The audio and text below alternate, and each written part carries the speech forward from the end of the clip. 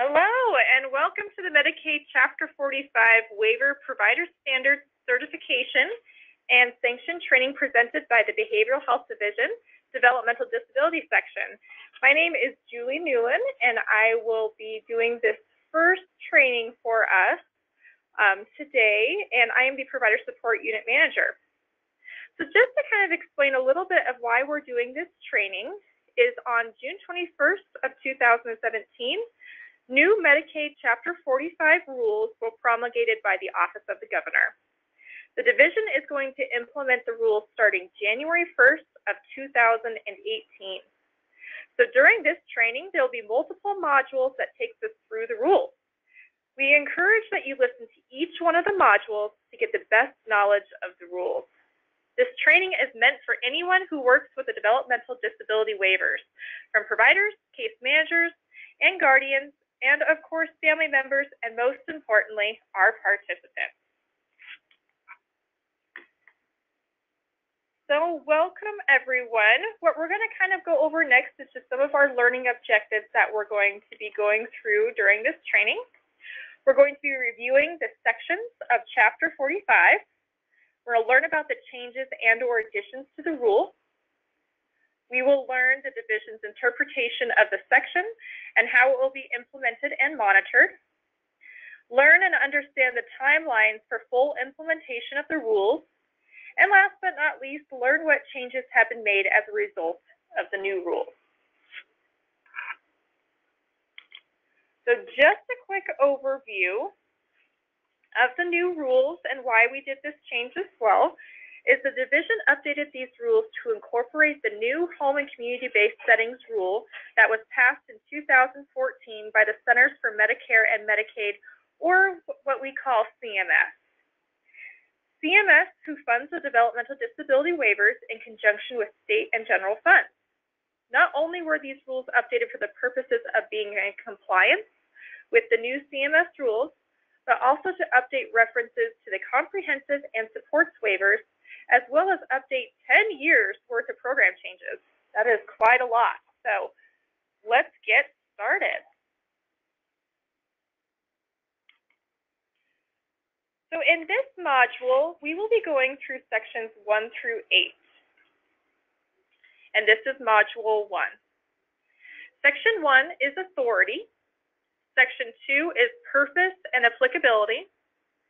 Section 3 is general provisions.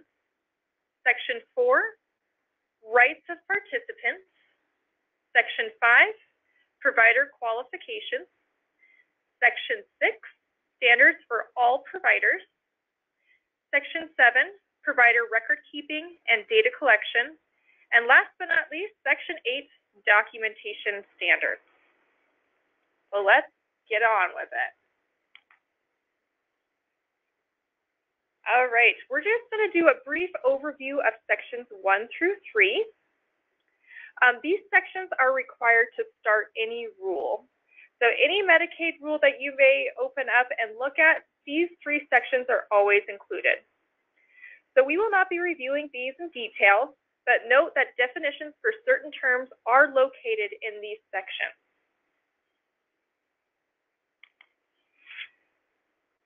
All right, let's go ahead and start with a more advanced review of Section 4, the rights of participants receiving services. So as we can see on the slide, the federal rule is on March 17th of 2014, the Centers for Medicare and Medicaid Services, or CMS, promulgated a new federal rule for home and community-based waiver services setting requirements. And you can see that where you can find the citation for the rule on this slide. So this rule went into effect immediately in 2014 with a transition period to allow to come into compliance over a period of time. The final implementation date for the setting is March 17th of 2022. However, other components of this rule went into effect immediately, and that's what we're going to talk about. So continuing on with Section 4, the federal rule ensures that people who use HCBS services are truly integrated into their community. And this requires people receiving HCBS services to have access to the greater community to the same degree as people who do not receive services. So really the intent behind the federal rule is simple.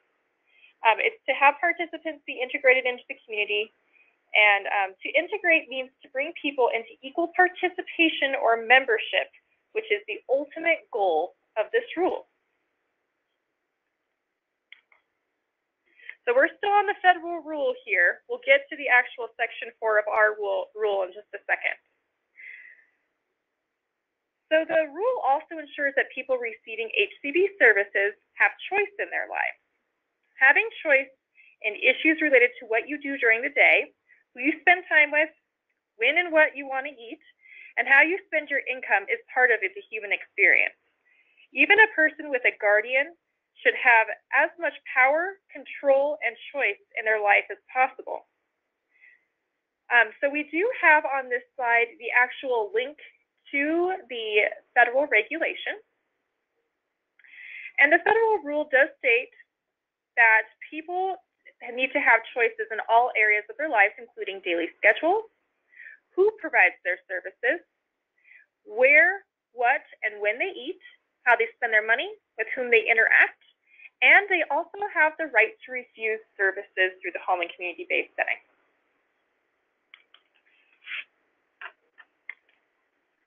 All right, let's go ahead and move on to Section 5, which is provider qualifications. As you can see, the slide is pretty full, so we will be talking about this slide for just a minute or two. Providers and their employees must meet the identified qualifications as outlined per in service in Section 5. Subcontractors are considered employees in this rule.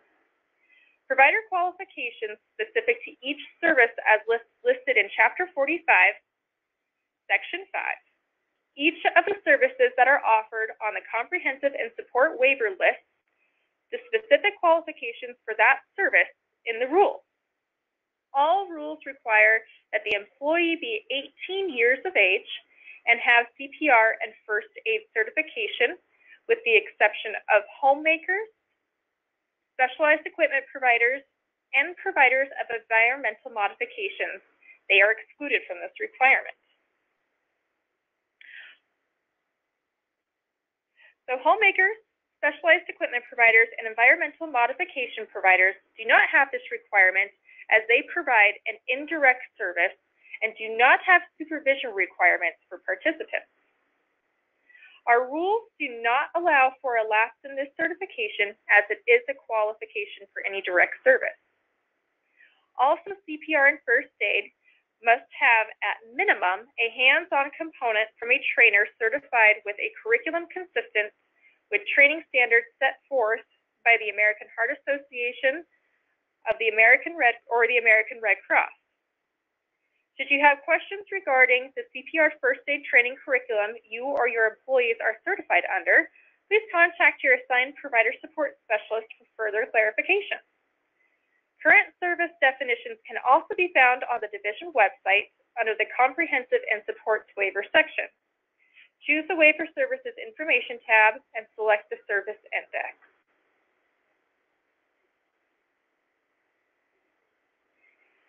So just to keep in mind, on this slide, we've gone over the CPR and first aid certifications. Providers who are providing a service must also meet the specific requirements that are listed in rule and the current service definitions. And it is the provider's responsibility to ensure that all providers and their employees understand and meet all provider qualifications. All right, let's go ahead and move on to Section 6, which is standards for all providers. So providers shall protect participants from abuse, neglect, mistreatment, intimidation, and exploitation. They must establish a quality assurance process for ongoing internal review, gather and review referral information before providing services to a participant, train staff to meet the needs of participants and respond to emergencies, facilitate opportunities for participants to receive services based on needs and preferences, develop a process of detecting, preventing, and handling allegations of abuse, maintain documentation that demonstrates sufficient staffing, supports, and supervision for participants, and develop and implement reasonable and appropriate policies and procedures surrounding all of the above.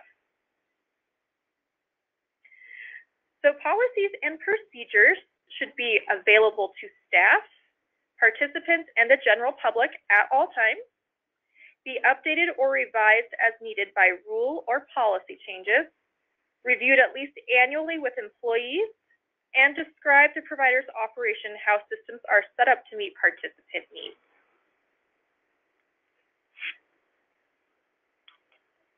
All right, moving right along to Section 7. This is provider record keeping and data collection. So for providers must collect and maintain data and records and information, develop and maintain a record-keeping system that includes separate participant files, develop a system of record-keeping that ensures permanency, accuracy, completeness, and easy retrieval of information, develop a process for safe storage and destruction of information to protect confidentiality. All of our providers do handle public health information, therefore they are subject to all HIPAA rules as well. And they must maintain records for at least 6 years. So providers must also follow Medicaid disenrollment procedures before dissolution of a provider agency and transfer participant records when there is a change in ownership of a provider agency. All right, we're going to talk a little bit more about provider record keeping and data collection. So providers shall establish and implement policies regarding access to, duplication, dissemination, and release of information from participant records, obtain written authorization from the participant or the participant's legally authorized representative for the release of participant information, make all records available to division staff, Medicaid fraud control, and Medicaid representatives without prior written consent or releases, specify the method and frequency of obtaining authorizations for medical treatment and consent, and last but not least, ensure all record entries are dated, legible, and identify the person making the entry. This is a great lead-in to our next section, which is documentation standards.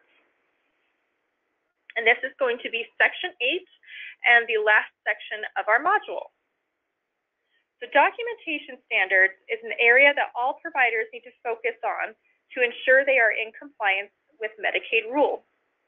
This is your record of services you provide to the participant and your way to show that you are assisting the participant with activities that are meaningful and help them become more independent.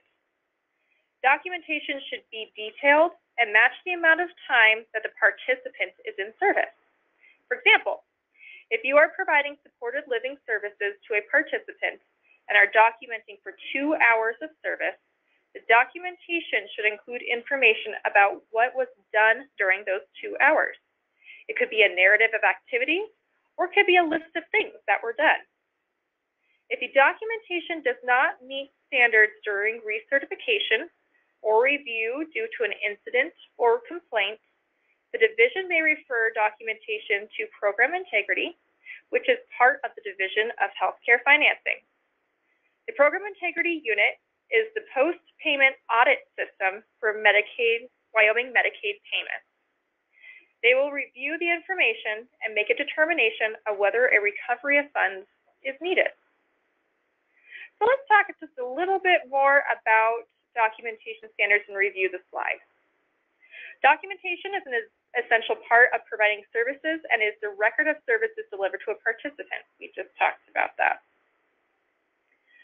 So really, as much documentation as you can put and as much detail as you can put into your documentation of how you're meeting those service definitions is key. The documentation should be detailed and once again correspond with the amount of time of service. Good documentation supports the services and shows that they meet the service definition and the individual plan of care. All right, let's go ahead and move on to our next page here. If I can do that.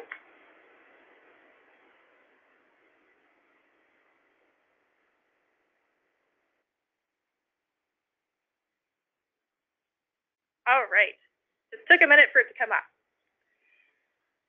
All right, so each page of documentation must include the following: the participant's full name, the individualized plan of care start date, physical address of location of services, date of service, year, month, and day, type of service provided, service name, and the billing code, time services began, time services ended, the printed name of the person performing the services, and at least one signature of each person performing a service. So just take a look at those green parts, make sure the times in and out are clearly marked. This is to avoid any overlap in billing or the appearance of overlap in billing time, because two Medicaid services may not be billed at the same time. Also, different services must be documented on separate forms. So if you are providing one service for 15 minutes, and then you find that you need to switch to another service, these must be documented on separate forms.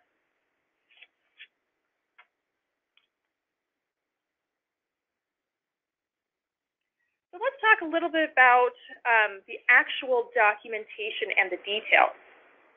A detailed description of services provided includes a personalized list of tasks or activities that describe a typical day, week, or month, includes specific objectives for health rehabilitation services, support needs, health and safety needs, and approximate numbers of hours of service. The provider should document what staff is doing to assist the participant in attaining these skills, and not just prompt them to tell the participant to complete the objective. Goals and objective progress, including percentages, should be completed by the provider. Services must meet the service definition and are consistent with the participant's plan of care. So if you have any questions on this detailed list, please contact your provider support staff, and they can give you any sort of help or technical assistance for your documentation.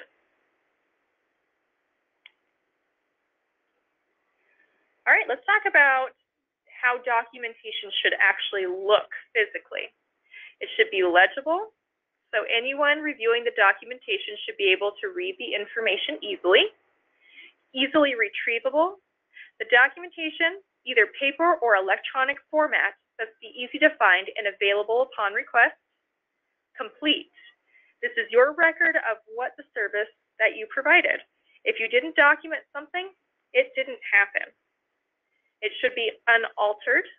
Documentation cannot be changed in any way once billing is submitted unless the participant, legally appointed representative, requests an amendment to the documentation allowed by the patient privacy rules in HIPAA of 1996. And documentation should be in permanent ink if handwritten. If a provider chooses to handwrite documentation, it must be in permanent ink. Blue is preferred by Wyoming Medicaid because blue is actually a legal color.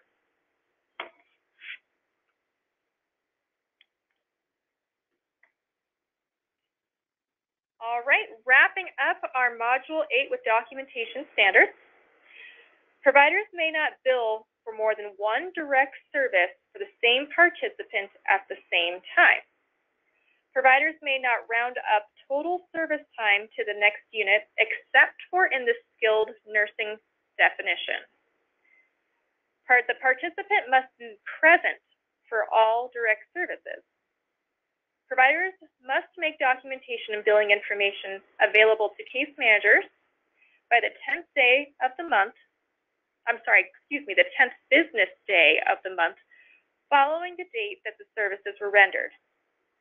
Documentation non-compliance should be submitted to the division if the case managers do not receive documentation from the provider.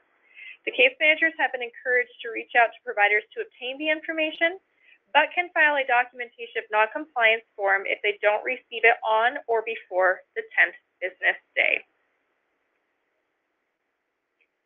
All right, that is the end for our Module 1. So once again, what we reviewed, let me get back to my list here of all the different sections we reviewed during this module, was Section 1 of Authority. Section 2 was Purpose and Applicability. Section 3, General Provisions. And just remember, we went over those really, really quickly.